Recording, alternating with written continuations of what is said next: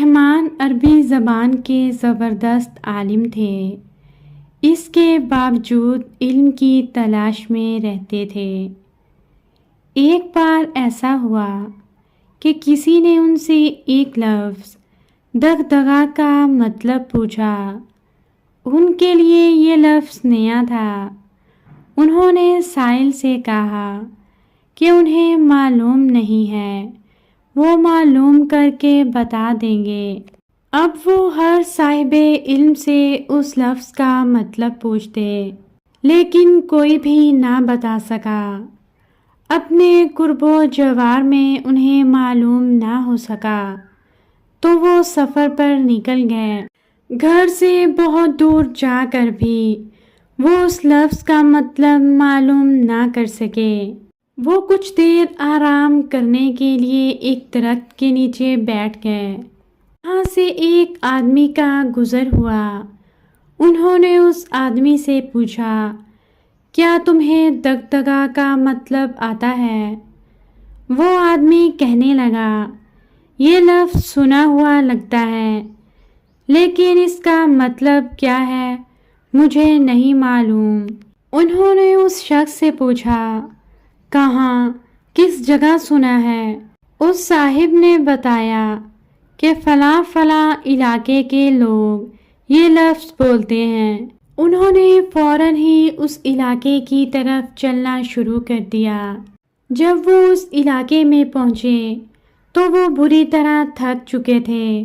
وہ ایک درخت کے نیچے رکھی ہوئی کرسی پر بیٹھ گئے۔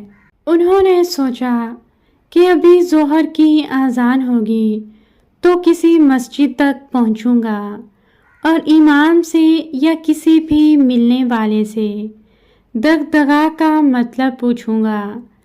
وہ یہ سوچ ہی رہے تھے کہ انہیں ایسا لگا جیسے کسی نے دغدغہ کہا ہو، ان کے کان بجنے لگے ہیں۔ پھر یہ سوچ کر انہیں خود پر ہنسی آ گئی کہ دغدغہ کی تلاش میں ان کا دماغ چل گیا ہے۔ لیکن یہ آواز تو کسی عورت کی تھی۔ کسی عورت نے کہا تھا دغدغہ۔ اچانک ہی انہیں دوبارہ آواز سنائی دی، جیسے کوئی ڈانٹ کر کہہ رہا ہو، دغدغہ۔ وہ بہت تھک چکے تھے، ان میں اتنی ہمت نہیں تھی کہ وہ اٹھ سکتے۔ اس گھر کے سامنے ایک بچہ کھڑا تھا۔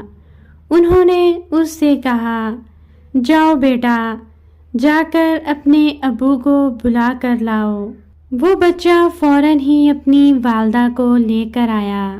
اس کی والدہ نے آ کر بتایا کہ اس وقت ہمارے گھر میں کوئی مرد نہیں ہے۔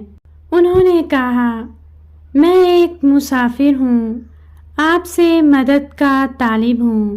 سفر کی وجہ سے میں بہت تھک چکا ہوں۔ میں یہاں آرام کے لیے بیٹھا تھا کہ میں نے سنا دغدغہ اور یہ آواز آپ کے گھر سے آئی ہے۔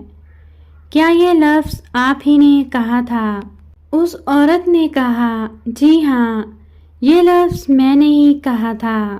رحمان خوش ہو گئے کہ زیادہ تگ و دو نہیں کرنا پڑی۔ اس علاقے میں آتے ہی ان کا مسئلہ حل ہو گیا۔